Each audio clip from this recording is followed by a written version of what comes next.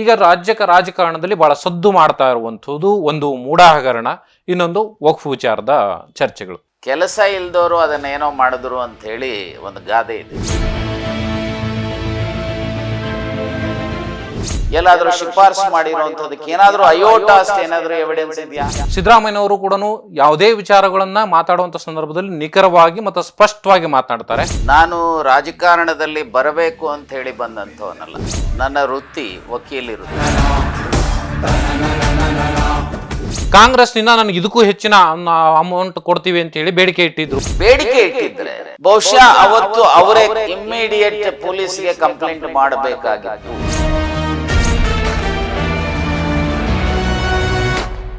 ನನಗೂ ಕೂಡ ಒಂದು ಒಳ್ಳೆ ಕಾಲ ಬರುತ್ತೆ ಅಂತ ಹೇಳ್ತಾರೆ. ತಪ್ಪು ಏನಿಲ್ಲ. ನಮಸ್ಕಾರ, ಪ್ರಜಾಪ್ರತಿನಿಧಿ ವಿಶೇಷ ಕಾರ್ಯಕ್ರಮಕ್ಕೆ ಸ್ವಾಗತ. ಇವತ್ತು ನಮ್ಮ ಜೊತೆನಿದ್ದಾರೆ ಡೈನಾಮಿಕ್ ಲೀಡರ್, ಜೊತೆಗೆ ರಾಜಕಾರಣದ ನಿಷ್ಠುರ ನಾಯಕ ಅಂತ ಹೇಳಿ ಹೆಸರಾಗಿರ್ತಕ್ಕಂಥ ಹಿರಿಯ ನ್ಯಾಯವಾದಿಗಳಾದ VS ಉಗ್ರಪ್ಪನವರೇ, ತಮಗೆ ಕಾರ್ಯಕ್ರಮಕ್ಕೆ ಸ್ವಾಗತ. ನಮಸ್ಕಾರ. ನಾನು ಮೊದಲನೇದಾಗಿ ನಿಮಗೆ ಕೇಳುವಂಥ ಪ್ರಶ್ನೆ, ನೀವು ಹಿರಿಯ ವಕೀಲರಿದ್ದೀರಿ, ಜೊತೆಗೆ ರಾಜಕಾರಣದಲ್ಲಿ ಸಾಕಷ್ಟು ಅನುಭವಿ ರಾಜಕಾರಣಿ ಅಂತಲೇ ಹೇಳ್ಬೋದು. ನಿಮಗೂ ಸಿದ್ದರಾಮಯ್ಯವ್ರಿಗೂ ಒಂದು ಸಾಮ್ಯತೆ ಇದೆ. ಸಿದ್ದರಾಮಯ್ಯನವರು ಕೂಡ ಯಾವುದೇ ವಿಚಾರಗಳನ್ನ ಮಾತಾಡುವಂಥ ಸಂದರ್ಭದಲ್ಲಿ ನಿಖರವಾಗಿ ಮತ್ತು ಸ್ಪಷ್ಟವಾಗಿ ಮಾತನಾಡ್ತಾರೆ. ಅವರನ್ನ ಬಿಟ್ಟರೆ ನೀವೇ ಅಷ್ಟು ಸ್ಪಷ್ಟವಾಗಿ ಮತ್ತು ನಿಖರವಾಗಿ ಮಾತಾಡ್ಲಿಕ್ಕೆ ಸಾಧ್ಯ ಆಗೋದು. ಇವನ್ನ ಕಾನೂನಾತ್ಮಕವಾಗಿರ್ಬೋದು, ರಾಜಕಾರಣದ ವಿಚಾರ ಇರ್ಬೋದು, ಅಥವಾ ಪ್ರತಿಯೊಂದು ದಿನ ಅಥವಾ ಡೇಟ್ ವಿಚಾರದಲ್ಲಿ ಇರ್ಬೋದು. ಸೊ ಅದು ಹೇಗೆ ಸಾಧ್ಯ ಆಯಿತು ನಿಮಗೆ ಅಂತ ನೋಡಿ. ಮೊದಲನೇದು ನಾನು ಸ್ಪಷ್ಟಪಡಿಸೋದು, ರಾಜಕಾರಣ ನನ್ನ ವೃತ್ತಿ ಅಲ್ಲ. ನನ್ನ ವೃತ್ತಿ ವಕೀಲಿ ವೃತ್ತಿ. ನನ್ನ ಪ್ರವೃತ್ತಿ ರಾಜಕಾರಣ. ನಾನು ರಾಜಕಾರಣದಲ್ಲಿ ಬರಬೇಕು ಅಂತ ಹೇಳಿ ಬಂದಂಥವನಲ್ಲ. ನಾನು ಭಾಳ ಚಿಕ್ಕವನಾಗಿದ್ದಾಗ ನನ್ನ ಹಳ್ಳಿನಲ್ಲಿ ನಡೀತಾ ಇದ್ದಂಥ ವಿದ್ಯಮಾನಗಳ ಹಿನ್ನೆಲೆಯಲ್ಲಿ ಸಾರ್ವಜನಿಕ ಬದುಕಿಗೆ ಬರಬೇಕಾದಂಥ ಸಂದರ್ಭಗಳು ಸೃಷ್ಟಿಯಾಯಿತು. ಅದರಲ್ಲೂ ವಿಶೇಷವಾಗಿ 1975ರಲ್ಲಿ ಏನು ರಾಷ್ಟ್ರದಲ್ಲಿ ತುರ್ತು ಪರಿಸ್ಥಿತಿಯನ್ನು ಘೋಷಣೆ ಮಾಡಿದಂಥ ಸಂದರ್ಭದಲ್ಲಿ ನಾನು ಸೇರಿದಂತೆ ನನ್ನ ಊರು ತುಮಕೂರು ಜಿಲ್ಲೆಯ ಪಾವಗಡ ತಾಲೂಕಿನ ವೆಂಕಟಾಪುರದಿಂದ ನಾನು ಮತ್ತು ಸುಮಾರು 17 ಜನ, ಒಟ್ಟು 18 ಜನ ಫಸ್ಟು ನಮ್ಮನ್ನು DIR ಅಲ್ಲಿ ಬಂಧನಕ್ಕೆ ಗುರಿ ಮಾಡಿದರು. ನಂತರ 17 ಜನರನ್ನು ಬಿಟ್ಟು ನನ್ನನ್ನು ಮೀಸಾದಲ್ಲಿ ದಸ್ತಗಿರಿ ಮಾಡಿ ಬೆಂಗಳೂರಿನ ಸೆಂಟ್ರಲ್ ಜೈಲಿಗೆ ಕರೆತರಲಾಗಿತ್ತು. ನಾನು ಬೆಂಗಳೂರಿನ ಸೆಂಟ್ರಲ್ ಜೈಲಿಗೆ ಬರುವಂಥ ಸಂದರ್ಭದಲ್ಲಿ ಅಷ್ಟೊತ್ತಿಗಾಗಲೇ ರಾಷ್ಟ್ರೀಯ ನಾಯಕರಾಗಿದ್ದಂಥವರು ಅನೇಕರು, ಮಧು ದಂಡವತೆ ಇರ್ಬೋದು, ಶ್ಯಾಮನಂದನ್ ಮಿಶ್ರಾ ಇರ್ಬೋದು, ಅಟಲ್ ಬಿಹಾರಿ ವಾಜಪೇಯಿ ಇರ್ಬೋದು, LK ಅದ್ವಾನಿ ಇರ್ಬೋದು, ರಾಮಕೃಷ್ಣ ಹೆಗಡೆ ಅವರು ಇರ್ಬೋದು, ದೇವೇಗೌಡರು ಇರ್ಬೋದು, AK ಸುಬ್ಬಯ್ಯನವರು ಇರ್ಬೋದು, S ಮಲ್ಲಿಕಾರ್ಜುನಯ್ಯನವರು ಇರ್ಬೋದು, PGR ಸಿಂಧ್ಯಾ, ಹೀಗೆ ಅನೇಕರು ಬೆಂಗಳೂರಿನ ಸೆಂಟ್ರಲ್ ಜೈಲಲ್ಲಿ ಇದ್ದರು. ಬಹುಶಃ ಆಗ ಅತಿ ಚಿಕ್ಕವರಲ್ಲಿ ನಾನು, ಸುರೇಶ್ ಕುಮಾರ್, ಆಮೇಲೆ ಹಾಸನದ ಪಾರಸ್ಮಲ್, ಪಟ್ಟಾಭಿ ಇನ್ನಿತರು ಇದ್ದರು. ಜೈಲಿನಲ್ಲಿ ಇರಬೇಕಾದ್ರೆ ಅವತ್ತೇನು ತುರ್ತು ಪರಿಸ್ಥಿತಿ ಘೋಷಣೆ ಮಾಡಲಾಗಿತ್ತು. ನಮ್ಮ ಯಾವುದೇ ವಿಧವಾದಂಥ ಮೂಲಭೂತ ಹಕ್ಕುಗಳು ಅವತ್ತು ಲಭ್ಯ ಆಗ್ತಾ ಇರಲಿಲ್ಲ. ಎಲ್ಲವನ್ನೂ ಸಹ ಸಸ್ಪೆಂಡ್ ಆಗಿತ್ತು. ಅದರ ವಿರುದ್ಧ ನಾವು ಹೋರಾಟ ಮಾಡಿ ಜೈಲಿಗೆ ಹೋದಂಥ ಸಂದರ್ಭದಲ್ಲಿ ನಮಗೆ ಈ ಮಹಾನ್ ಘಟಾನುಘಟಿ ನಾಯಕರುಗಳ ಸಂಪರ್ಕ ಮತ್ತು ಅವರ ವಿಚಾರಧಾರೆಯ ವಿಚಾರಗಳನ್ನು ತಿಳ್ಕೊಳ್ಳಿಕ್ಕೆ ಸಾಧ್ಯತೆ ಇತ್ತು. ಹಾಗಾಗಿ ಸಾರ್ವಜನಿಕ ಬದುಕಿನಲ್ಲಿ ಜೈಲಿಂದ 21 ಮಾರ್ಚ್ 1977 ನಾನು ಹೊರಗಡೆ ಬಂದಾದ ಮೇಲೆ, ಆಗ JP ಅವರು ಜೀವಂತವಾಗಿದ್ದರು. ಛಾತ್ರ ಯುವ ಸಂಘರ್ಷ ವಾಹಿನಿ ರಾಜ್ಯ ಸಂಚಾಲಕರನ್ನಾಗಿ JP ಅವರು ನನ್ನನ್ನು ಮತ್ತು ಶ್ರೀಮತಿ ಊರ್ಮಿಳಾ ಮರಾಠೆ ಅವರು, ಅವಾಗಿನ ಅವರು ಕುಮಾರಿ, ಅವರುಗಳನ್ನು ಮಾಡಿದ್ರು. ನಂತರ ನಾನು ಯುವಜನತಾ ಸೆಟಪ್ಪಲ್ಲಿ ಬಂದು ಯುವಜನತಾ ಪ್ರಧಾನ ಕಾರ್ಯದರ್ಶಿಯಾಗಿ, ರಾಜ್ಯ ಯುವಜನತಾ ಅಧ್ಯಕ್ಷನಾಗಿ ಆಯ್ಕೆ ಮಾಡಿ ರಾಜಕೀಯ ಬದುಕನ್ನು ರೂಪಿಸ್ಕೊಂಡಂಥದ್ದು. ರಾಜಕಾರಣದಲ್ಲಿ ನಾನು ತಿಳ್ಕೊಂಡಿರೋ ಹಾಗೆ ರಾಜಕಾರಣ ಅಂತ ಹೇಳಿದ್ರೆ ಒಂದು ರೀತಿಯಲ್ಲಿ ತಪಸ್ಸು. ಹೌದು. ಯಾರು ರಾಜಕಾರಣ ಸಿದ್ಧಾಂತದ ಮೇಲೆ, ಯಾರು ರಾಜಕಾರಣ ಪ್ರಾಮಾಣಿಕವಾಗಿ ಕೆಲಸ ಮಾಡ್ತಾರೆ, ಸೊ ನಿಷ್ಠೆಯಿಂದ ಕೆಲಸ ಮಾಡ್ತಾರೆ, ಪ್ರಾಮಾಣಿಕತೆ ಉಳಿಸ್ಕೊಳ್ತಾರೆ, ಅವರಿಗೆ ಜೀವನದಲ್ಲಿ ಅನೇಕ ಸಮಸ್ಯೆಗಳು ಬರ್ತವೆ. ಒಂದು, ಅವರ ಆರೋಗ್ಯದ ಮೇಲೆ ದುಷ್ಪರಿಣಾಮಗಳು ಬೀರ್ತವೆ, ಅವರ ವೃತ್ತಿಗೆ ತೊಂದರೆ ಆಗುತ್ತೆ, ಅವರ ಫ್ಯಾಮಿಲಿ ಲೈಫನ್ನು ಸಹ ಸರಿಯಾಗಿ ನಿಭಾಯಿಸುವಂಥದ್ದಕ್ಕೂ ಸಹ ತೊಂದರೆಗಳು. ಹೀಗೆ ಅನೇಕ ಸಮಸ್ಯೆಗಳ ಮಧ್ಯೆನೂ ಸಹ ಯಾಕೆ ರಾಜಕಾರಣದಲ್ಲಿ ನಾವಿರ್ತೇವೆ ಅಂದರೆ ಜನರ ಪ್ರೀತಿ ವಿಶ್ವಾಸ ಗಳಿಸೋದಿದೆಯಲ್ಲ, ಜನರ ಸಮಸ್ಯೆಗಳಿಗೆ ಸ್ಪಂದಿಸೋದಿದೆಯಲ್ಲ, ಈ ಸಮಸ್ಯೆಗಳನ್ನು ಸ್ಪಂದಿಸೋದ್ರ ಮೂಲಕ ಗಾಂಧೀಜಿಯವರು ಇರ್ಬೋದು, ಅಂಬೇಡ್ಕರ್ ಅವರು ಇರ್ಬೋದು, ಬಸವ, ಬುದ್ಧ, ಅಂಬೇಡ್ಕರ್, ವಾಲ್ಮೀಕಿ, ಕನಕದಾಸರು, ಈ ಥರದ ಜನ ಬಯಸಿದಂಥ ಜಾತಿ ರಹಿತ, ವರ್ಗ ರಹಿತ, ಶೋಷಣೆ ರಹಿತ, ಸಮಪಾಲು ಸಮಬಾಳು ಸಮಾನ ಅವಕಾಶದ ಸಮಾಜವನ್ನು ಕಟ್ತಕ್ಕಂಥ, ಅದಕ್ಕೆ ಸೊ ಈ ವ್ಯವಸ್ಥೆನಲ್ಲಿ ಒಂದಿಷ್ಟು ಹೆಚ್ಚು ಅವಕಾಶಗಳಿರ್ತವೆ ಅನ್ನುವಂಥದ್ರ ಹಿನ್ನೆಲೆಯಲ್ಲಿ ರಾಜಕಾರಣವನ್ನು ನಾನು ಪ್ರವೃತ್ತಿಯಾಗಿ ತೆಗೆದುಕೊಂಡು ವೃತ್ತಿಯಾಗಿ ವಕೀಲಗಿರಿಯನ್ನು ವೃತ್ತಿನೇ ರಾಜಕಾರಣ ಆದರೆ ಏನಾಗುತ್ತೆ, ನಮ್ಮ ದುಡಿಮೆ ಇಲ್ಲದೆ ಇದ್ದಾಗ ಯಾರೋ ಬಂದಂಥವ್ರ ತಲೆ ಮೇಲೆ ಇಟ್ಟು ಕಾಸನ್ನು ಅಥವಾ ಇನ್ನೊಂದನ್ನು ಪಡೀತಕ್ಕಂಥ ಸಂದರ್ಭ ಇರ್ತದೆ. ಸೊ ಹಾಗಾಗಿ ನಾನು ಬದುಕಿನಲ್ಲಿ ರಾಜಕಾರಣದಲ್ಲಿ ಇರಬೇಕಾದ್ರೆ ಯಾವುದೇ ಘಟನಾವಳಿಗಳನ್ನು ನಾನು ಅರ್ಥ ಮಾಡಿಕೊಳ್ಳದೆ ಅಥವಾ ಘಟನಾವಳಿಗಳ ಹಿನ್ನೆಲೆಯನ್ನು ತಿಳ್ಕೊಳ್ಳದೆ, ಘಟನಾವಳಿಗಳ ದಿನಾಂಕಗಳು ಅಥವಾ ಮಗದೊಂದು ವಿಚಾರಗಳನ್ನು ಮನನ ಮಾಡಿಕೊಳ್ಳದೆ ವಿನಾಕಾರಣ ಯಾವುದೇ ವಿಚಾರವನ್ನು ನಾನು ಮಾತನಾಡಲಿಕ್ಕೆ ಹೋಗೋದಿಲ್ಲ. ಯಾವುದೇ ವಿಚಾರ ಇರ್ಬೋದು, ಅದನ್ನು ನಾನು ಮೊದಲು ನೋಡುವಂಥದ್ದು ಸಂವಿಧಾನದ ಅಡಿಯಲ್ಲಿ ಆ ಇಶ್ಯೂಗೆ ಇರುವಂಥ ಪ್ರಾಧಾನ್ಯತೆ ಏನು, ಇಶ್ಯೂ ಊರ್ಜಿತ ಆಗುತ್ತಾ ಇಲ್ವಾ. ಸೊ ಹಾಗಾಗಿ ನಾನು ಯಾವುದೇ ವಿಚಾರವನ್ನು ಸಹ ಸಂವಿಧಾನಾತ್ಮಕವಾಗಿ ಯೋಚನೆ ಮಾಡುವಂಥದ್ದು ಮತ್ತು ನಮ್ಮ ದೇಶದ ಪರಂಪರೆ, ಸಂಸ್ಕಾರ, ಸಂಸ್ಕೃತಿ ಇರತಕ್ಕಂಥ ನಮ್ಮ ದೇಶದ ಎರಡು ಕಣ್ಣುಗಳು ಯಾವುದು ಅಂದರೆ ಒಂದು ಕಡೆ ರಾಮಾಯಣ, ಮತ್ತೊಂದು ಕಡೆ ಮಹಾಭಾರತ. ಇದರಲ್ಲಿ ಇರ್ತಕ್ಕಂಥ ಮೌಲ್ಯಗಳೇನಿದ್ದಾವೆ, ಒಂದು ಕಡೆ ಸಂವಿಧಾನದ ಆಶಯಗಳು, ಇನ್ನೊಂದು ಕಡೆ ನಮ್ಮ ದೇಶದ ಮಹಾನ್ ಗ್ರಂಥಗಳಾಗಿರ್ತಕ್ಕಂಥ ರಾಮಾಯಣ ಮಹಾಭಾರತದ ಮೌಲ್ಯಗಳ ಹಿನ್ನೆಲೆಯಲ್ಲಿ ಯೋಚನೆ ಮಾಡ್ತಕ್ಕಂಥದ್ದು. ಹಾಗಾಗಿ ನಾನು ಎಲ್ಲೇ ಅದರ ಜೊತೆಗೆ ನಾನು ಇವತ್ತಿಗೂ ಸಹ ಪ್ರತಿನಿತ್ಯ 10 ನಿಮಿಷನಾದರೂ ರಾಮಾಯಣವೋ ಮಹಾಭಾರತವೋ ಹಾಗೆ ಸಂವಿಧಾನವೋ ಓದ್ದೆ ಮಲಗುವಂತವನಲ್ಲ. ಸೊ ಹಾಗಾಗಿ ನನಗೆ ಏನು ಅನಿಸುತ್ತೆ ಅಂತ ಹೇಳಿದ್ರೆ, ಸೊ ಯಾವುದನ್ನೇ ನಿಖರತೆಯಿಂದ, ಯಾಕಪ್ಪ ಅಂದ್ರೆ ಸಾಧ್ಯವಾದ ಮಟ್ಟಿಗೆ ನಿಖರತೆಯಿಂದ ಹೇಳ್ತೇನೆ. ನನ್ಗೆ ಗೊತ್ತಿಲ್ಲ ಅಂದರೆ ಗೊತ್ತಿಲ್ಲ ಅಂತ ಹೇಳ್ತೇನೆ.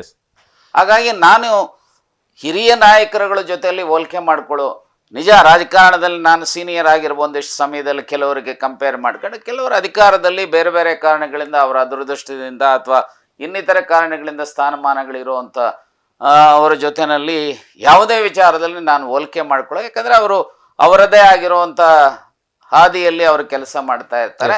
ಬಟ್ ಇಷ್ಟು ಮಾತ್ರ ಹೇಳ್ತೇನೆ, ನಾನು ಯಾವುದೇ ಬದ್ಧತೆಯಿಂದ ಹೇಳುವಂಥ ವಿಚಾರವನ್ನು ಮನನ ಮಾಡಿ ಅಧ್ಯಯನ ಮಾಡಿ ಹೇಳ್ತೇನೆ ಹೊರತು ಉಡಾಫೆಗೋಸ್ಕರ ಮಾತನಾಡೋದಿಲ್ಲ. ಸರ್, ಈಗ ನೀವು ಒಂದು ಕಡೆಗೆ ರಾಜಕಾರಣಿಗಳು ಹೌದು, ಇನ್ನೊಂದು ಕಡೆಗೆ ನ್ಯಾಯವಾದಿಗಳು ಹೌದು.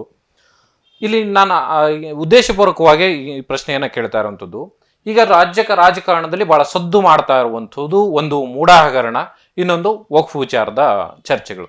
ಸೊ ಈ ವಕ್ಫ್ ವಿಚಾರದಲ್ಲಿ ಸರ್ಕಾರದ ನಿಲುವನ್ನ ಇಟ್ಕೊಂಡು ಬಿಜೆಪಿ ಈಗಾಗಲೇ ಸಾಕಷ್ಟು ಇವತ್ತು ಕೂಡ ಹೋರಾಟ ಮಾಡ್ತಾ ಇದೆ. ಸೊ ಈ ಪ್ರಕರಣ ಎಲ್ಲಿಗೆ ಹೋಗಿ ತಲುಪಬಹುದು ಅಂತ ನೋಡಿ, ನಾನು ಇಷ್ಟೇ ಹೇಳ್ತೇನೆ, ಕೆಲಸ ಇಲ್ದವರು ಅದನ್ನೇನೋ ಮಾಡಿದ್ರು ಅಂತ ಹೇಳಿ ಒಂದು ಗಾದೆ ಇದೆ. ಹಾಗೆ ಪಾಪ ವಿರೋಧ ಪಕ್ಷದವರಿಗೆ ಯಾವ ಕೆಲಸವನ್ನ ಕೈಗೆತ್ತಿಕೊಂಡು ಕೆಲಸ ಮಾಡಬೇಕು. ನಾನು ವಿರೋಧ ಪಕ್ಷದ ನಾಯಕನಾಗಿ ಕೆಲಸ ಮಾಡಿದವನು. ವಿಧಾನ ಪರಿಷತ್ನಲ್ಲಿ ನಾನು ವಿರೋಧ ಪಕ್ಷದ ನಾಯಕನಾಗಿದ್ದಾಗ ಒಂದು ಹಂತದಲ್ಲಿ 2008ರಲ್ಲಿ ಸನ್ಮಾನ್ಯ ಮಲ್ಲಿಕಾರ್ಜುನ್ ಖರ್ಗೆ ಅವರು ವಿಧಾನಸಭೆಯಲ್ಲಿ ವಿರೋಧ ಪಕ್ಷದ ನಾಯಕರಾಗಿದ್ದರು. 2009-10ರಲ್ಲಿ ಸನ್ಮಾನ್ಯ ಸಿದ್ದರಾಮಯ್ಯನವರು ವಿರೋಧ ಪಕ್ಷದ ನಾಯಕರಾಗಿದ್ದರು. ಆ ಅವಧಿನಲ್ಲಿ ನಾನು ವಿಧಾನ ಪರಿಷತ್ನಲ್ಲಿ ವಿರೋಧ ಪಕ್ಷದ ನಾಯಕನಾಗಿದ್ದೆ. ಸೊ ವಿರೋಧ ಪಕ್ಷದ ನಾಯಕನಾಗಿ ಕೆಲಸ ಮಾಡುವಂಥದ್ದು, ಮಂತ್ರಿಗಳಿಗೆ ಅನೇಕ ಜನ ಅಧಿಕಾರಿಗಳಿರ್ತಾರೆ ಮಾಹಿತಿ ಕೊಡುವಂಥವ್ರು. ಹೌದು. ಆದರೆ ವಿರೋಧ ಪಕ್ಷದ ನಾಯಕನಿಗೆ ಮೈಯೆಲ್ಲ ಕಣ್ಣುಗಳಾಗಿರಬೇಕು. ಸೊ ಅವ ಇಬ್ಬರೇ ವಿರೋಧ ಪಕ್ಷ, ಅಸೆಂಬ್ಲಿಗೊಬ್ಬರು, ಕೌನ್ಸಿಲ್ಗೊಬ್ಬರು, ಇವರು ಇಡೀ ರಾಜ್ಯದ ಆಗು ಹೋಗುಗಳ ಬಗ್ಗೆ ಎಲ್ಲ ಇಲಾಖೆಗಳಲ್ಲಿ ನಡೀತಕ್ಕಂಥ ಒಳ್ಳೆಯ ಕೆಲಸ ಇರ್ಬೋದು, ಕೆಟ್ಟ ಕೆಲಸಗಳಿರ್ಬೋದು, ಭ್ರಷ್ಟಾಚಾರ ಇರ್ಬೋದು. ಸೊ ಇನ್ನಿತರ ಎಲ್ಲ ವಿಚಾರಗಳ ಬಗ್ಗೆ ಮಾಹಿತಿಯನ್ನು ಪಡಿತಕ್ಕಂಥ, ಸಂಗ್ರಹಿಸ್ತಕ್ಕಂಥ ವ್ಯವಧಾನವನ್ನು ಇಟ್ಟುಕೊಂಡು ಮಾಹಿತಿಯನ್ನು ಪಡೆದು ಒಂದು ಸಾರಿ ಗುರಿ ಇಟ್ಟು ಹೊಡೆದ್ರೆ ಸೊ ಅದನ್ನು ಲಾಜಿಕಲ್ ಎಂಡ್ಗೆ ತೆಗೆದುಕೊಂಡು ಹೋಗುವಂಥದ್ದು ಪ್ರಯತ್ನ ಮಾಡಬಹುದು. ಪ್ರತಿಪಕ್ಷಗಳ ಈಗ ಉದಾಹರಣೆಗೆ ನಾ ಹೇಳ್ತೇನೆ, ನನ್ನ ಅವಧಿನಲ್ಲಿ ನಮ್ಮ ಪಕ್ಷದಿಂದ ಫ್ಯಾಕ್ಟ್ ಫೈಂಡಿಂಗ್ ಕಮಿಟಿಯನ್ನು ಮಾಡಿದರು. ಆ ಫ್ಯಾಕ್ಟ್ ಫೈಂಡಿಂಗ್ ಕಮಿಟಿಯ ಚೇರ್ಮನ್ ಆಗಿ ನನ್ನನ್ನು ಮಾಡಿ ರಾಜ್ಯದಲ್ಲಿ ನಡೀತಾ ಇದ್ದಂಥ ಅಕ್ರಮ ಗಣಿಗಾರಿಕೆಯ ಬಗ್ಗೆ ಒಂದು ವರದಿಯನ್ನು ಕೊಡಬೇಕು ಅಂತೇಳಿ ನನ್ನನ್ನು ಅಧ್ಯಕ್ಷರನ್ನಾಗಿ ಮಾಡಿ ಆ ಸಮಿತಿನಲ್ಲಿ ವಿ ಮುನಿಯಪ್ಪನವರು ಮಾಜಿ ಮಂತ್ರಿಗಳು ಅವರು ಸದಸ್ಯರಿದ್ದರು, ಶಿವಮೂರ್ತಿ ನಾಯಕರು ಸದಸ್ಯರಿದ್ದು, ಇವರು ಯಾರು ನಮ್ಮ ರಾಯರೆಡ್ಡಿ ಅವರು ಸದಸ್ಯರಿದ್ದರು. ಸೊ ಈಗ ಇನ್ನಿತರು ಕೆಲವರು ಅದರಲ್ಲಿ ಸದಸ್ಯರಿದ್ದಂಥ ಸಮಯದಲ್ಲಿ ನಾವು ಬಳ್ಳಾರಿ ಇರ್ಬೋದು, ಚಿತ್ರದುರ್ಗ ಇರ್ಬೋದು, ತುಮಕೂರು ಈ ಭಾಗದಲ್ಲಿ ನಡೀತಾ ಇದ್ದಂಥ ಅಕ್ರಮ ಗಣಿಗಾರಿಕೆಯ ವಿಚಾರದಲ್ಲಿ ಒಂದು ರಿಪೋರ್ಟನ್ನು 16 ನವೆಂಬರ್ 2008 ನಾನು ಕೊಟ್ಟಾದ್ಮೇಲೆ, ಯಾಕಂದರೆ ಇದೇ ವಿಚಾರವನ್ನು ನಾನು ವಿಧಾನ ಪರಿಷತ್ನಲ್ಲಿ ರೈಸು ಮಾಡಿದ್ದೆ. ಯಾವಾಗ ಚೆನ್ನಿಗಪ್ಪನವರು ಆಗ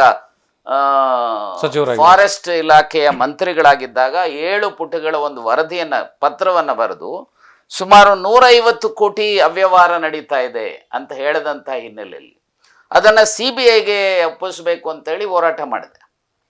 ಅದನ್ನು ನನ್ನ ಹೋರಾಟದ ಹಿನ್ನೆಲೆಯಲ್ಲಿ ಆ ಇಶ್ಯೂವನ್ನು ಜಸ್ಟಿಸ್ ಭಟ್ ಅಂತ ಹೇಳಿ ರಿಟೈರ್ಡ್ ಹೈಕೋರ್ಟ್ ಜಡ್ಜಿಗೆ ತನಿಖೆ ಮಾಡಲಿಕ್ಕೆ ಕೊಟ್ಟಿದ್ದು. ಆ ಜಸ್ಟಿಸ್ ಭಟ್ ಕಮಿಷನ್ ಮುಂದೆ ನಾನೇ ಕೋರ್ಟ್ ಹಾಕೊಂಡು ಹೋಗಿ ಆಸ್ ಎ ಲಾಯರ್ ಆರ್ಗ್ಯೂ ಮಾಡಿ ಇಂಟರ್ ಸ್ಟೇಟ್ ಇಂಟರ್ ಕಂಟ್ರಿ ರಾಮಿಫಿಕೇಶನ್ ಇರ್ತಕ್ಕಂಥ ಇಶ್ಯೂ ಆಗಿರೋದ್ರಿಂದ CBI ತನಿಖೆ ಆಗಬೇಕು ಅಂತ ಹೇಳಿದಾಗ ಸೊ ಅಂತಿಮವಾಗಿ CBI ತನಿಖೆ ಅಂತ ಹೇಳಿ ಅವರು ಮಾಡಿದ್ರು. ಅದರ ಪ್ರತಿಫಲವಾಗಿ ಸೊ ಅದನ್ನ ಆದೇಶವನ್ನು ಇಟ್ಟುಕೊಂಡು ನಾನು ಮತ್ತೆ ವಿಧಾನ ಪರಿಷತ್ನಲ್ಲಿ ಹೋರಾಟ ಮಾಡಿದೆ. ಆಗ CBI ಕೊಡೋದಿಲ್ಲ. ಈಗ ಅನೇಕ ವಿಚಾರಗಳಲ್ಲಿ CBI ಅಂತ ಹೇಳ್ತಾರೆ ವಿರೋಧ ಪಕ್ಷದವರು. ಆಗ ಅವತ್ತಿನ ಸರ್ಕಾರ ಅದನ್ನ ಲೋಕಾಯುಕ್ತರಿಗೆ ಒಪ್ಪಿಸ್ತೀವಿ ಅಂತ ಆ ಹಂತದಲ್ಲಿ ಫ್ಯಾಕ್ಟ್ ಫೈಂಡಿಂಗ್ ಕಮಿಟಿಯನ್ನು ನಮ್ಮ ಪಕ್ಷದಿಂದ ನಾನು ಮಾಡಿದಾಗ ನಾನು ಕೊಟ್ಟಂತ ಏನು ವರದಿ ಇತ್ತು 16 ನವೆಂಬರ್ 2008 ಸೇಮ್ ಲೈನ್ಸ್ ಮೇಲೆ ಅವತ್ತಿನ ಲೋಕಾಯುಕ್ತರು ಜಸ್ಟಿಸ್ ಸಂತೋಷ್ ಹೆಗ್ಡೆಯವರು ಮತ್ತು ಅವರ ತಂಡ 18 ಡಿಸೆಂಬರ್ 2008 ಪ್ರಿಲಿಮಿನರಿ ರಿಪೋರ್ಟನ್ನು ನಾನು ಏನು ಕೊಟ್ಟಿದ್ದೆ ಅದೇ ಲೈನಲ್ಲಿ ಕೊಟ್ಟರು. ಆಮೇಲೆ ಫೈನಲಿ 27 ಜುಲೈ 2011 ಫೈನಲ್ ರಿಪೋರ್ಟ್ ಕೊಟ್ಟರು. ಅದರ ಪರಿಣಾಮದ ಅದರ ಹಿನ್ನೆಲೆಯಲ್ಲಿ ಅಂತಿಮವಾಗಿ ಫೈನಾಲಿಟಿ ರೀಚ್ ಮಾಡ್ತಕ್ಕಂಥ ದೃಷ್ಟಿನಲ್ಲಿ ನಡೆದಂಥ ಲೆಜಿಸ್ಲೇಚರಲ್ಲಿ ನಡೆದಂಥ ವಿದ್ಯಮಾನಗಳ ಹಿನ್ನೆಲೆಯಲ್ಲಿ ಬೆಂಗಳೂರು ಟು ಬಳ್ಳಾರಿ ಪಾದಯಾತ್ರೆಯನ್ನ ಜುಲೈ 25 ಟು ಆಗಸ್ಟ್ 9 ಅಂತ ಕಾಣುತ್ತೆ. ಹೌದು.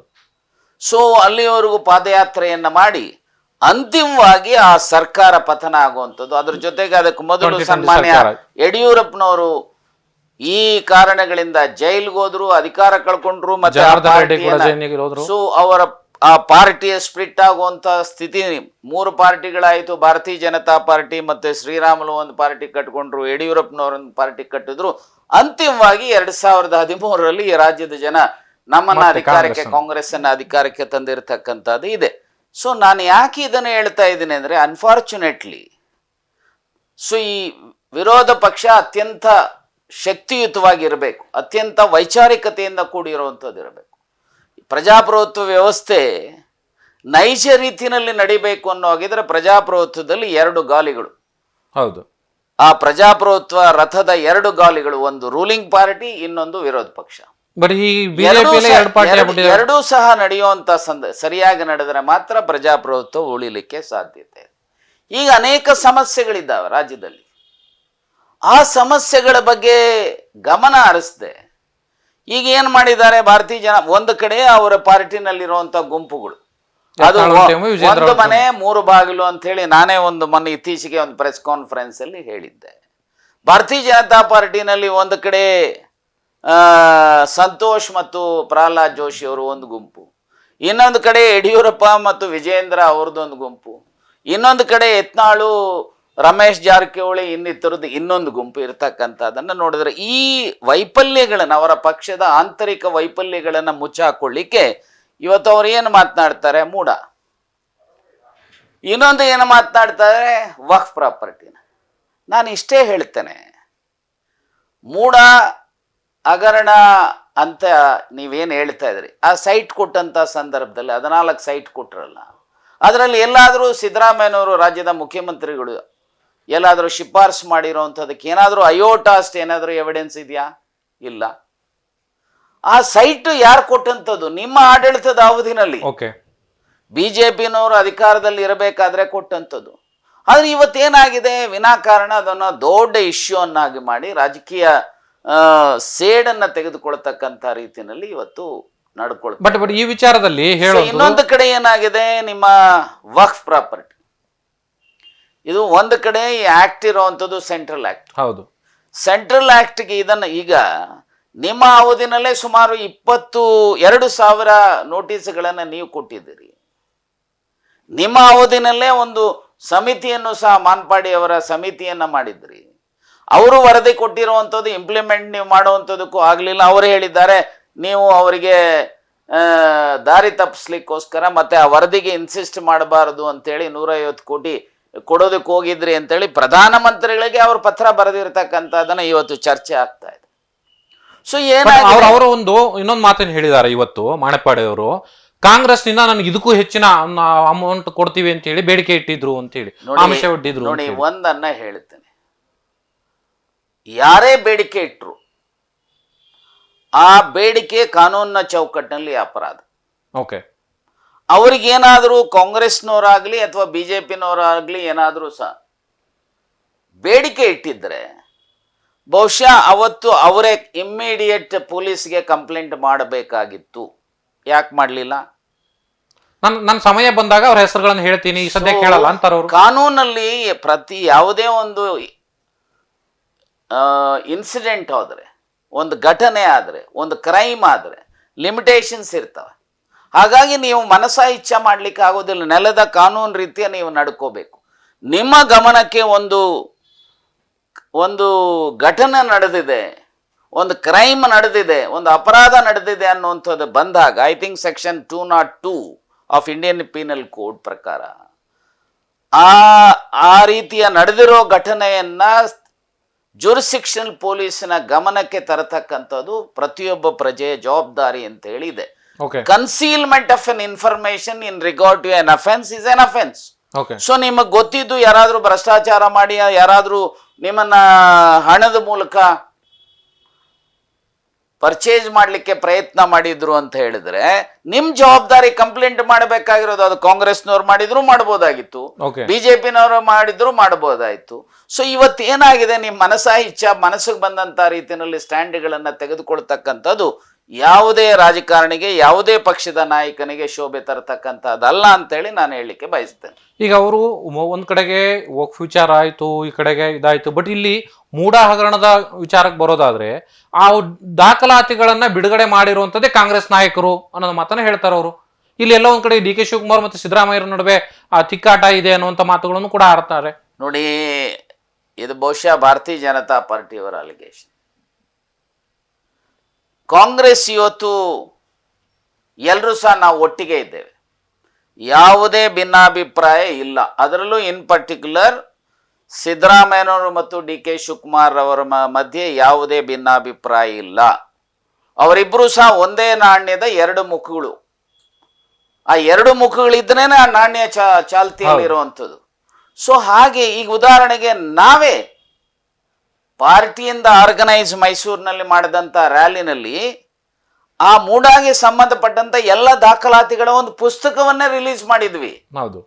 ಯಾಕೆ ರಿಲೀಸ್ ಮಾಡಿದ್ವಿ ಅಂತಂದ್ರೆ ನಮ್ಮದು ಯಾವುದೂ ಇದರಲ್ಲಿ ತಪ್ಪಿಲ್ಲ. ಸನ್ಮಾನ್ಯ ಸಿದ್ದರಾಮಯ್ಯನವರಾಗ್ಲಿ, ಅವರ ಶ್ರೀಮತಿಯವ್ರದ್ದಾಗ್ಲಿ, ಅಥವಾ ಅದಕ್ಕೆ ಸಂಬಂಧಪಟ್ಟಂತ ಯಾರ್ದು ಸಹ ತಪ್ಪಿಲ್ಲ. ನೋಡಿಪ್ಪ ದೀಸ್ ಆರ್ ದ ಡಾಕ್ಯುಮೆಂಟ್ಸ್ ಅಂತ ಹೇಳಿ ಸೊ ಬಿಡುಗಡೆ ಮಾಡಿರುವಂತದ್ದು ಯಾರೋ ಮಾಡಿದ್ರು ಅನ್ನೋದ ಪಾರ್ಟಿಯಿಂದನೇ ಮಾಡಿದಂತವ್ರು. ಬಟ್ ಒಂದ್ ಕಡೆಗೆ ಸಿದ್ದರಾಮಯ್ಯ ಕುರ್ಚಿ ವಿಚಾರದಲ್ಲಿ ಒಳಗಡೆ ಕಲಹ ಇಲ್ಲ, ಕಾಂಗ್ರೆಸ್ ಪಕ್ಷದಲ್ಲಿ ಯಾವುದೇ ಕಲಹ ಇಲ್ಲ, ಸ್ಪಷ್ಟಪಡಿಸ್ತೇನೆ. ಒಂದ್ ಕಡೆ ಇಲ್ಲಿ ಡಿ ಕೆ ಶಿವಕುಮಾರ್ ಹೇಳ್ತಾರೆ, ನಾನು ಈಗ ಕೆಲವು ದಿನಗಳಲ್ಲಿ ಒಂದು ಹೊಸ ಬದಲಾವಣೆ ಆಗುತ್ತೆ, ನನಗೂ ಕೂಡ ಒಂದು ಒಳ್ಳೆ ಕಾಲ ಬರುತ್ತೆ ಅಂತ ಹೇಳ್ತಾರೆ.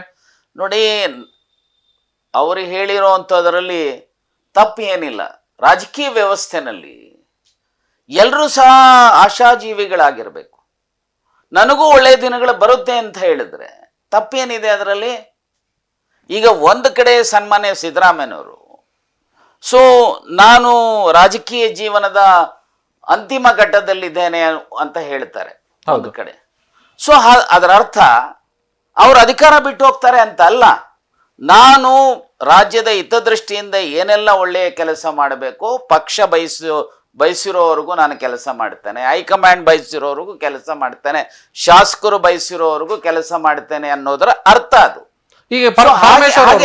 ಹಾಗೆ ಡಿ ಕೆ ಶಿವಕುಮಾರ್ ಅವರು ಸಹ ನನಗೂ ಒಳ್ಳೆಯ ದಿನ, ಸಹಜವಾಗಿ ರಾಜಕಾರಣದಲ್ಲಿರುವಂತವ್ರು ಒಳ್ಳೆಯ ದಿನಗಳನ್ನ ಬಯಸುವಂತ. ಆ ಸಂದರ್ಭದಲ್ಲಿ ಒಪ್ಪಂದದ ವಿಚಾರ ಚರ್ಚೆಗೆ ಬರುತ್ತೆ. ಪರಮೇಶ್ವರ್ ಅವರು ಹೇಳ್ತಾರೆ ಗೃಹ ಮಂತ್ರಿಗಳಾಗಿ ಅವ್ರು ಇಬ್ಬರೇ ರಾಜಕಾರಣ ಮಾಡ್ಕೊಳ್ಳೋದಿದ್ರೆ ಮಾಡ್ಕೊಳ್ಳಿ ಅಂತ ಹೇಳಿ. ನೋಡಿಯಪ್ಪ, ಯಾರು ಏನ್ ಹೇಳಿದಾರೋ ನನ್ಗೆ ಗೊತ್ತಿಲ್ಲ. ಮತ್ತೆ ಆಂತರಿಕವಾಗಿ ರಾಷ್ಟ್ರ ಮಟ್ಟದಲ್ಲಿ ಹೈಕಮಾಂಡ್ ಮತ್ತೆ ನಾಯಕರುಗಳ ಮಧ್ಯೆ ನಡೆದಿರುವಂತ ಮಾತುಕತೆ ನನಗಂತೂ ಗೊತ್ತಿಲ್ಲ. ಗೊತ್ತಿಲ್ಲದೆ ಇರ್ತಕ್ಕಂಥ ಹಿನ್ನೆಲೆಯಲ್ಲಿ ಅದ್ರ ಬಗ್ಗೆ ಮತ್ತೆ ಯಾಕಂದ್ರೆ ಅದರ ಬಗ್ಗೆ ಕಾಮೆಂಟ್ ಮಾಡುವಂತ ದೊಡ್ಡವನೂ ಅಲ್ಲ. ಅಂತಿಮವಾಗಿ ಹೈಕಮಾಂಡ್ ಮತ್ತು ಸಿದ್ದರಾಮಯ್ಯ, ಡಿ ಕೆ ಶಿವಕುಮಾರ್ ಹಾಗೂ ಮಲ್ಲಿಕಾರ್ಜುನ್ ಖರ್ಗೆ ಇನ್ನಿತರ ಮಧ್ಯೆ ಏನು ಮಾತುಕತೆ ನಡೆದಿದೆಯೋ ಅವರುಗಳಿಗೆ ಗೊತ್ತಿರುತ್ತೆ ಹೊರತು, ಅವರುಗಳಿಗೆ ಸಂದರ್ಭ ಬಂದಾಗ ಹೇಳಬೇಕೆ ಹೊರತು ಪ್ರತಿಯೊಬ್ಬರೂ ಅದರ ಬಗ್ಗೆ ವ್ಯಾಖ್ಯಾನ ಮಾಡಿದ್ರೆ ಅಷ್ಟೊಂದು ಸಮಂಜಸ ಅಲ್ಲ. ನಾನು ಇಷ್ಟೇ ಹೇಳಲಿಕ್ಕೆ ಬಯಸ್ತೇನೆ, ಪಕ್ಷ ಕಟ್ಟಲಿಕ್ಕೆ ಎಲ್ಲರ ಅವಶ್ಯಕತೆನೂ ಇದೆ. ಸನ್ಮಾನ್ಯ ಸಿದ್ದರಾಮಯ್ಯನವರಿಂದ ಹಿಡಿದು, ಖರ್ಗೆ ಅವರಿಂದ ಹಿಡಿದು, ಡಿ ಕೆ ಅವರಿಂದ ಹಿಡಿದು, ಪರಮೇಶ್ವರ್ ಅವರಿಂದ ಹಿಡಿದು, ಎಚ್ ಕೆ ಪಾಟೀಲ್ರಿಂದ ಹಿಡಿದು, ದೇಶಪಾಂಡೆ ಅವರಿಂದ ಎಲ್ಲರೂ ಸಹ ಈ ಪಕ್ಷಕ್ಕೆ ಕಾಂಟ್ರಿಬ್ಯೂಟ್ ಮಾಡಿರ್ತಕ್ಕಂಥದ್ದು. ಎಲ್ರಿಗೂ ಸಂದರ್ಭ ಬಂದಂಥ ಸಮಯದಲ್ಲಿ ಅವಕಾಶಗಳನ್ನ ಬೇರೆ ಬೇರೆ ರೀತಿಯ ಹಂತಗಳಲ್ಲಿ ಅವಕಾಶಗಳನ್ನು ಸಿಗೋದ್ರ ಮೂಲಕ ಆ ಅವಕಾಶಗಳ ಹಿನ್ನೆಲೆಯಲ್ಲಿ ರಾಜ್ಯದ ಹಿತವನ್ನು ಕಾಪಾಡ್ತಕ್ಕಂಥ ಸಮಾಜದ ಎಲ್ಲ ವರ್ಗದ ಜನ, ಅದು SC ಇರ್ಬೋದು, ST ಇರ್ಬೋದು, OBC ಇರ್ಬೋದು, ಮೈನಾರಿಟೀಸ್ ಇರ್ಬೋದು, ಒಕ್ಕಲಿಗರು ಇರ್ಬೋದು, ಬ್ರಾಹ್ಮಣರು ಇರ್ಬೋದು, ಲಿಂಗಾಯತರು ಇರ್ಬೋದು, ಸಮಾಜದ ಎಲ್ಲ ವರ್ಗದ ಜನ, ಅದರಲ್ಲೂ ಸಮಾಜದ ಕಟ್ಟಕಡೆಯ ಮನುಷ್ಯನ ಬದುಕನ್ನು ಸಹ ಹಸನ್ ಮಾಡ್ತಕ್ಕಂಥ, ಅದಕ್ಕೆ ಸಾಮಾಜಿಕವಾಗಿ, ಶೈಕ್ಷಣಿಕವಾಗಿ, ಆರ್ಥಿಕವಾಗಿ, ರಾಜಕೀಯವಾಗಿ ಸಮಪಾಲು ಸಮಬಾಳು ಸಮಾನ ಅವಕಾಶ ಕೊಡಿಸ್ತಕ್ಕಂಥ ಮತ್ತು ಸಮಾಜವನ್ನ ಕಟ್ತಕ್ಕಂಥದಕ್ಕೆ ಕಾಂಗ್ರೆಸ್ನ ಎಲ್ಲರೂ ಸಹ ಬದ್ಧರಾಗಿ ಕೆಲಸ ಮಾಡುವಂಥದ್ದು ಆಗ್ಬೇಕೇ ಹೊರತು ಅವ್ರು ಬೇರೆ ಇವರು ಬೇರೆ. ಹೈಕಮಾಂಡ್ ಅಲ್ಲಿ ಏನೇನು ಚರ್ಚೆಗಳಾಗಿರ್ತವೋ, ಹೈಕಮಾಂಡಿನ ದೃಷ್ಟಿಕೋನ ಯಾವ್ಯಾವ ಸಂದರ್ಭದಲ್ಲಿ ಹೇಗೆ ತೀರ್ಮಾನಗಳನ್ನ ಮಾಡಬೇಕು ಅನ್ನೋದು ಹೈಕಮಾಂಡಿಗೆ ಬಿಟ್ಟಂತ ವಿಚಾರವೇ ಹೊರತು ಅದನ್ನ ಚರ್ಚೆ ಮಾಡುವಂಥದ್ದು ಅಷ್ಟೊಂದು ಸಮಂಜಸ ಅಲ್ಲ. ನಾನು ಇಷ್ಟೇ ಹೇಳಿಕೆ ಬಯಸ್ತೇನೆ, ಕಾಂಗ್ರೆಸ್ಸು ಎಲ್ಲರೂ ಸಹ ಒಟ್ಟಿಗೆ ಇರುವಂತ ಒಂದು ಅತ್ಯಂತ ಉತ್ತಮವಾದಂತ ಸೆಟಪ್ ಇರತಕ್ಕಂಥ ಮನೆ. ಯಾರು ಎಷ್ಟೇ ಏನೇ ಮಾತನಾಡಿದ್ರು ಸಹ ಅಂತಿಮವಾಗಿ ಪಾರ್ಟಿಯ ಹೈಕಮಾಂಡ್ ಮತ್ತು ಪಾರ್ಟಿ ತೀರ್ಮಾನವೇ ಅಂತಿಮ ಆಗುತ್ತೆ ಅನ್ನೋ ಮಾತನ್ನ ಹೇಳಿಕೆ ಬಯಸ್ತೇನೆ. ಈಗ ನೀವು ಸಮಾಜದ ಬಗ್ಗೆ ಪ್ರಸ್ತಾಪ ಮಾಡಿದ್ರಿ, ನಾನು ಆ ಕಾರಣಕ್ಕೋಸ್ಕರ ಈ ಪ್ರಶ್ನೆ ಕೇಳ್ತೀನಿ. ಈ 2A ಮೀಸಲಾತಿಗೋಸ್ಕರ ಈಗಾಗಲೇ ಬೆಳಗಾವಿಯಲ್ಲೂ ಕೂಡ ಒಂದು ಹಂತದ ಹೋರಾಟ ಆಯ್ತು, ಲಾಠಿ ಚಾರ್ಜ್ ಆಯ್ತು. ಹಿಂದೆ ಇದ್ದ ಸರ್ಕಾರದಲ್ಲೂ ಇದೇ ಟೀಮು ಹೋರಾಟವನ್ನು ಮಾಡಿತ್ತು ಜಯಮೃತ್ಯುಂಜಯ ಸ್ವಾಮೀಜಿ ಜೊತೆನಲ್ಲಿ. ಆದ್ರೆ ಯತ್ನಾಳ್ ಅವರು ಇವತ್ತೊಂದು ಮಾತನ್ನು ಹೇಳ್ತಾರೆ, ಈ 2A ಮೀಸಲಾತಿ ವಿಚಾರವನ್ನ ಮೊದಲು ಮುನ್ನೆಲೆಗೆ ತಂದಿದ್ದೆ ಕಾಂಗ್ರೆಸ್ ಪಕ್ಷ ಅಂತ ಹೇಳಿ. ನೋಡಿ, ನಾನು ಇಷ್ಟೇ ಹೇಳ್ತೇನೆ, ಸಂವಿಧಾನದಲ್ಲಿ ಮೀಸಲಾತಿ ಕೊಡಬೇಕು ಅಂತೇಳಿ ಅಂಬೇಡ್ಕರ್ ಯಾಕೆ ತಂದರು? ಸಂವಿಧಾನದ ಆರ್ಟಿಕಲ್ 340, 341, 342, 340 ಪ್ರಕಾರ ನನಗೆ ಇನ್ಫ್ಯಾಕ್ಟ್ ಯಾವ 10% ರಿಸರ್ವೇಷನ್ ಬಿಲ್ ಅನ್ನ ಪಾರ್ಲಿಮೆಂಟ್ ಮುಂದೆ ಬಂದಂತ ಸಂದರ್ಭದಲ್ಲಿ 2019ರಲ್ಲಿ ನಾನು ಪಾರ್ಲಿಮೆಂಟ್ ಅಲ್ಲಿ ಇದ್ದಂತ ಸಂದರ್ಭದಲ್ಲಿ ಕಾಂಗ್ರೆಸ್ಸಿನ ಪರವಾಗಿ ಆ ಬಿಲ್ ಮೇಲೆ ಮಾತನಾಡುವಂತ ಅವಕಾಶ ನನಗೆ ಕೊಟ್ಟಿದ್ರು. ನಾನು ಸಹ ಮಾತನಾಡಿದ್ದೆ. ನಾನು ಅವತ್ತು ಈ ವಿಚಾರವನ್ನೇ ಪ್ರಸ್ತಾಪ ಮಾಡಿದ್ದೆ. ಆರ್ಟಿಕಲ್ 340ನಲ್ಲಿ ಯಾರು ಸಾಮಾಜಿಕವಾಗಿ ಶೈಕ್ಷಣಿಕವಾಗಿ ಹಿಂದುಳಿದಿರ್ತಾರೆ ಅವರನ್ನ ಬ್ಯಾಕ್ವರ್ಡ್ ಕ್ಲಾಸ್ ಅಂತ ಹೇಳಿ ಡಿಕ್ಲೇರ್ ಆಗಬೇಕು. ಹೌದು. ಹಾಗೆ ಆರ್ಟಿಕಲ್ 341 ಅಲ್ಲಿ ಯಾರು ಸಾಮಾಜಿಕವಾಗಿ ಶೈಕ್ಷಣಿಕವಾಗಿ ಹಿಂದುಳಿದಿದ್ದು ಅನ್ಟಚಬಿಲಿಟಿಯಿಂದ ಅನುಭವಿಸ್ತಾರೆ, ಅನ್ಟಚಬಿಲಿಟಿಯಿಂದ ಅಸ್ಪೃಶ್ಯತೆಯನ್ನ ಅನುಭವಿಸ್ತಾ ಇರ್ತಾರೆ, ಅವರನ್ನ SC ಅಂತ ಹೇಳಿ ಡಿಕ್ಲೇರ್. ಹೌದು.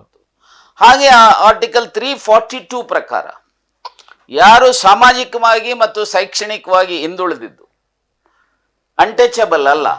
ಆದರೆ ಟ್ರೈಬಲ್ ಕ್ಯಾರೆಕ್ಟರಿಸ್ಟಿಕ್ಸ್, ಗುಡ್ಡಗಾಡು ಪ್ರವೃತ್ತಿ ಯಾರಿಗಿರುತ್ತೆ ಅವರನ್ನು ಬುಡಕಟ್ಟು ಸಂಪ್ರದಾಯ ಇರುವಂತವ್ರನ್ನ ಎಸ್ಟಿ ಮಾಡಬೇಕು ಅಂತ ನಾನು ಇಷ್ಟೇ ಹೇಳಲಿಕ್ಕೆ ಬಯಸ್ತೇನೆ. ಈ ಆಂಬಿಟಲ್ಲಿ, ಈ ದೃಷ್ಟಿಕೋನದಲ್ಲಿ ಯಾರೆಲ್ಲರಿಗೂ ಸಹ ಅರ್ಹತೆಗಳಿದೆಯೋ ಆ ರಿಸರ್ವೇಶನ್ ಆಯಾ ಕ್ಯಾಟಗರಿಯಲ್ಲಿ ಹೋಗುವಂಥದ್ದಕ್ಕೆ ಅದನ್ನ ಅಧ್ಯಯನದ ಮೂಲಕ ಸರ್ಕಾರಗಳು ತೀರ್ಮಾನ ಮಾಡಬೇಕೇ ಹೊರತು ಹಕ್ಕುಗಳನ್ನ ಕೇಳೋದು ತಪ್ಪು ಅಂತ ನಾನು ಹೇಳೋದಿಲ್ಲ. ಯಾರೇ ಹಕ್ಕುಗಳನ್ನ ಕೇಳಿದ್ರೂ ಸಹ ಈ ಕಾನೂನಾತ್ಮಕವಾಗಿ ಫಿಟ್ ಇನ್ ಆಗ್ತಾರ ಅನ್ನೋದರ ಅಧ್ಯಯನವೂ ಅವಶ್ಯಕತೆ ಇದೆ. ಆ ಅಧ್ಯಯನದಲ್ಲಿ ಯಾರೆಲ್ಲ ಫಿಟ್ ಇನ್ ಆಗ್ತಾರೆ ಅವರು OBC ಆಗ್ಬೋದು, SC ಆಗ್ಬೋದು, ST ಆಗ್ಬೋದು. ಸೊ ಇದರ ಹಿನ್ನೆಲೆಯಲ್ಲಿ ನಾವು ಇವತ್ತು ಚರ್ಚೆ ಆಗಬೇಕು, ಇದರ ಬಗ್ಗೆ ರಾಜಕಾರಣಿಗಳು ಯೋಚನೆ ಮಾಡಬೇಕು, ಹೋರಾಟಗಾರರು ಯೋಚನೆ ಮಾಡಬೇಕು. ಸೊ ಅದನ್ನ ಬಿಟ್ಟು ನಮಗೆ ಯಾರೂ ಸಹ ಕಾನೂನನ್ನ ಕೈಗೆ ಎತ್ಕೊಳ್ತಕ್ಕಂಥದ್ದು ಯಾರಿಗೂ ಸಹ ಶೋಭೆ ತರ್ತಕ್ಕಂಥದ್ದಲ್ಲ ಅಂತೇಳಿ ಹೇಳಿಕೆ ಬಯಸ್ತೇನೆ. ಸರ್, ಈಗ ಮೀಸಲಾತಿ ವಿಚಾರ ಚರ್ಚೆ ಮಾಡೋ ಸಂದರ್ಭದಲ್ಲಿ ಕಳೆದ ಬಾರಿ ಬಿಜೆಪಿ ಸರ್ಕಾರ ಇದ್ದಂಥ ಸಂದರ್ಭದಲ್ಲಿ SC ST ಗಳಿಗೆ ರಿಸರ್ವೇಶನ್ ಅನ್ನ ನಾವು ಇದು ಮಾಡಬೇಕು, ಹೆಚ್ಚಿನ ರಿಸರ್ವೇಶನ್ ಮೀಸಲಾತಿ ಕೊಡಬೇಕು ಅಂತೇಳಿ ಹೋರಾಟ ಆಯಿತು. ಆದ್ರೆ ರಾಜ್ಯ ಸರ್ಕಾರ ನಾವು ಈ ಹೋರಾಟದ ಪ್ರತಿಫಲವಾಗಿ ನಾವು ಮೀಸಲಾತಿನ ಹೆಚ್ಚಳ ಮಾಡಿದ್ವಿ, ST ಗೆ ರಿಸರ್ವೇಶನ್ ಕೊಡ್ತೀವಿ, ST ಗೆ ರಿಸರ್ವೇಶನ್ ಕೊಡ್ತೀವಿ. ನಾನು ನಿಮ್ಗೆ ಇಷ್ಟೇ ಹೇಳ್ತೇನೆ, ಈಗ ಅದು ಇಂಪ್ಲಿಮೆಂಟ್ ಆಗಿದೆಯಾ ಸಂಪೂರ್ಣವಾಗಿ? ಇಷ್ಟೇ ಹೇಳುತ್ತೇನೆ, ಮೀಸಲಾತಿಗೂ ಬಿಜೆಪಿನವರಿಗೆ ಏನ್ರಿ ಸಂಬಂಧ? ಗೋಕುಲಾಷ್ಟಮಿಗೂ ಇಮಾಮ್ ಸಾಬರಿಗೆ ಹೇಗೆ ಸಂಬಂಧ ಇರ್ಲಿಕ್ಕೆ ಸಾಧ್ಯತೆ ಇಲ್ವೋ, ಸೊ ಹಾಗೆ ಬಿಜೆಪಿನವ್ರಿಗೂ ಸಾಮಾಜಿಕ ನ್ಯಾಯಕ್ಕಾಗ್ಲಿ ಮೀಸಲಾತಿಗಾಗ್ಲಿ ಏನು ಸಂಬಂಧ ಇಲ್ಲ. ಯಾವ ಭಾರತೀಯ ಜನತಾ ಪಾರ್ಟಿಯವರು ಮಂಡಲ್ ವರದಿಯ ವಿರುದ್ಧ ಇದ್ದಂತ ಜನ ಇವರು, ಅವನೂರು ವರದಿಯ ವಿರುದ್ಧ ಇದ್ದಂತ ಜನ, ಚಿನ್ನಪ್ಪರೆಡ್ಡಿ ವರದಿಯ ವಿರುದ್ಧ ಇದ್ದಂತ ಜನ,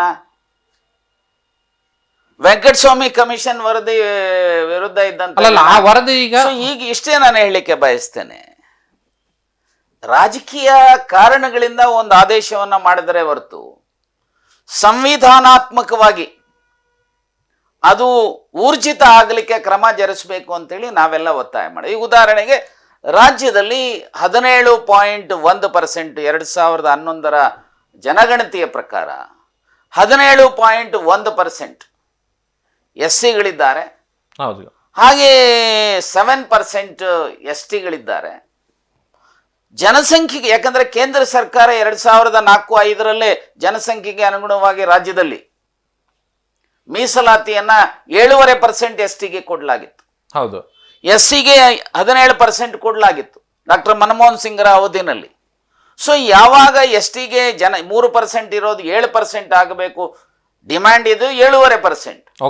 ಆ ಸಮಯದಲ್ಲಿ ಟರ್ಮ್ಸ್ ಆಫ್ ರೆಫರೆನ್ಸ್ ಅನ್ನ ಜಸ್ಟಿಸ್ ನಾಗಮೋಹನ್ ದಾಸ್ ಅವರವರಿಗೆ ಕೊಡುವಂತ ಸಂದರ್ಭದಲ್ಲಿ ನನ್ನ ರೋಲು ಸಹ ಬರೀ ST ಅಷ್ಟೇ ಅಲ್ಲ, SCನೂ ಸಹ ಸೇರಿಸಿ ಆಗಬೇಕು ಅಂತೇಳಿ ಈ ಇಲ್ಲೇ ಹೋಟ್ಲಲ್ಲಿ ಮಲ್ಯ ಅವರ ಕಾಂಪ್ಲೆಕ್ಸ್ ಏನಿದೆಯಲ್ಲ ಆ ಹೋಟ್ಲಲ್ಲಿ ತೀರ್ಮಾನ ಮಾಡಿದಂಥದ್ದು. ಸೊ ಅಂತಿಮವಾಗಿ ಜಸ್ಟಿಸ್ ನಾಗಮೋಹನ್ ದಾಸ್ ಅವರು ಕೊಟ್ಟರು ವರದಿಯನ್ನ. ಸೊ ಅದಾದ ಮೇಲೆ ಸಾಕಷ್ಟು ನೀರು ಹರಿದೋಗಿತ್ತು, ಸರ್ಕಾರಗಳು ಬದಲಾವಣೆಗಳಾಗಿತ್ತು. ಭಾರತೀಯ ಜನತಾ ಪಾರ್ಟಿಯವರು ಅಧಿಕಾರಕ್ಕೆ ಬಂದಂತ ಸಂದರ್ಭದಲ್ಲಿ ಒಂದು ಜಗಲಿರಿ ಮಾಡಿದಂತ ಸಮಯದಲ್ಲಿ ನಮಗೂ ಸಹ ಮೀಸಲಾತಿ 7%ಗೆ ತಗೊಂಡು ಹೋಗಿದ್ದೀವಿ, ಅವ್ರಿಗೆ 17% ತಗೊಂಡು ಹೋಗಿದ್ದೀವಿ ಅನ್ನೋದ್ರ ಜೊತೆಗೆ ಮೈನಾರಿಟಿಯ ಮೀಸಲಾತಿಯನ್ನ ತೆಗೆದು ಇನ್ನೊಂದಿಷ್ಟು ಮೀಸಲಾತಿಯನ್ನು ಹಂಚೋದಕ್ಕೆ ಪ್ರಯತ್ನ ಮಾಡಿದ್ರು. ನಾನು ಆ ಸಮಯದಲ್ಲಿ ಹೇಳಿದ್ದೆ, ಮೀಸಲಾತಿ ಏನು ಇಂದಿರಾ ಸಹಾನಿಸ್ ಕೇಸಲ್ಲಿ 50% ಮೀರಬಾರದು ಅಂತೇಳಿ ಫುಲ್ ಬೆಂಚ್ ಜಡ್ಜ್ಮೆಂಟ್ ಇದೆಯಲ್ಲ ಇಂದಿರಾ ಸಹಾನಿಸ್ ಕೇಸಲ್ಲಿ, ಮಂಡಲ್ ವರದಿ ಹಿನ್ನೆಲೆಯಲ್ಲಿ. ಸೊ ಅದನ್ನ ಉಳಿಬೇಕು ಅನ್ನೋ ಹಾಗಿದ್ರೆ ಯಾರಾದ್ರೂ ಪ್ರಶ್ನೆ ಮಾಡಿದ್ರೆ ಕಷ್ಟ ಆಗ್ಬೋದು. ಹೇಗೆ ತಮಿಳುನಾಡಿನಲ್ಲಿ 50% ಬದಲು 69% ಮಾಡದಂತ ಅದನ್ನ 9th ಶೆಡ್ಯೂಲ್ಗೆ ತಂದಿದ್ದಾರೆ ಪಾರ್ಲಿಮೆಂಟ್ ಅಲ್ಲಿ, ಸಂವಿಧಾನದ 9th ಶೆಡ್ಯೂಲ್ಗೆ. ಹಾಗೆ ನಮ್ಮ ರಾಜ್ಯದ ಬಿಜೆಪಿಯ ಸರ್ಕಾರ ಬದಲಾವಣೆ ಮಾಡದಂತ ರಿಸರ್ವೇಶನ್ ಇದನ್ನ ನಿಮ್ಮದೇ ಸರ್ಕಾರ ಕೇಂದ್ರದಲ್ಲಿದೆ, ದಯಮಾಡಿ 9th ಶೆಡ್ಯೂಲ್ಗೆ ತರಬೇಕು ಅಂತೇಳಿ ನಾವು ಒತ್ತಾಯ ಮಾಡಿದ್ವಿ, ಇವತ್ತಿಗೂ ಮಾಡಲಿಲ್ಲ. ಸೊ ಇನ್ಫ್ಯಾಕ್ಟ್ ಸಿದ್ದರಾಮಯ್ಯನವರು ಈಗಲೂ ಸಹ ಹೇಳ್ತಾ ಇದ್ದಾರೆ, ಬಹುಶಃ ಈ ಜಾತಿ ಆಧಾರಿತ ಸಮೀಕ್ಷೆಯ ರಿಪೋರ್ಟ್ ಹೊರಗೆ ಬಂದಾದ್ಮೇಲೆ 2 ಇಶ್ಯೂಸ್ ಅವ್ರ ಮುಂದೆ ಇರುವಂಥದ್ದು. ಒಂದು, ಆ ಲಭ್ಯ ಆಗುವಂತ ಏನು ಅಂಕಿಅಂಶಗಳು. ಆಧಾರದ ಮೇಲೆ ಅದರ ಆಧಾರದ ಮೇಲೆ ಯಾರೆಲ್ಲ ರಿಸರ್ವೇಶನ್ ಆಂಬಿಟಿಗೆ ಬರ್ತಕ್ಕಂಥದ್ದಿದೆ ಅವರಿಗೆ ಹೆಚ್ಚು ರಿಸರ್ವೇಶನ್ ಕೊಡ್ತಕ್ಕಂಥ ದೃಷ್ಟಿಯಿಂದ ಮೀಸಲಾತಿಯ ಪ್ರಮಾಣವನ್ನ 50ರಿಂದ 69, 70, 71% ತೆಗೆದುಕೊಂಡು ಹೋಗ್ತಕ್ಕಂಥ ಥಿಂಕಿಂಗ್ ಅವ್ರಿಗೆ ಇರ್ತಕ್ಕಂಥದ್ದು ಅನೇಕ ಸಂದರ್ಭದಲ್ಲಿ ಅವರೇ ಹೇಳಿದ್ದಾರೆ.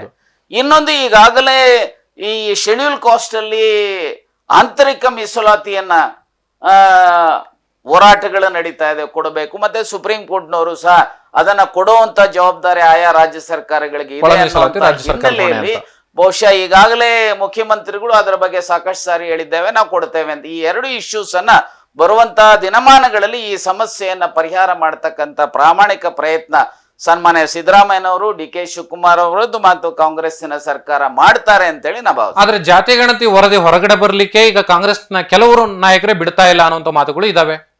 ನೋಡಿ, ಯಾಕಂದ್ರೆ ನನಗೆ ಗೊತ್ತಿರೋ ಹಾಗೆ ಯಾರು ವಿರೋಧ ಇದ್ದಾರೋ ಯಾರು ಪರ ಇದ್ದಾರೋ ಗೊತ್ತಿಲ್ಲ. ಜಾತಿ ಗಣತಿನಲ್ಲಿ ಏನಿದೆ ಅನ್ನುವಂಥದ್ದನ್ನೇ ಯಾರಿಗೂ ಗೊತ್ತಿಲ್ಲ.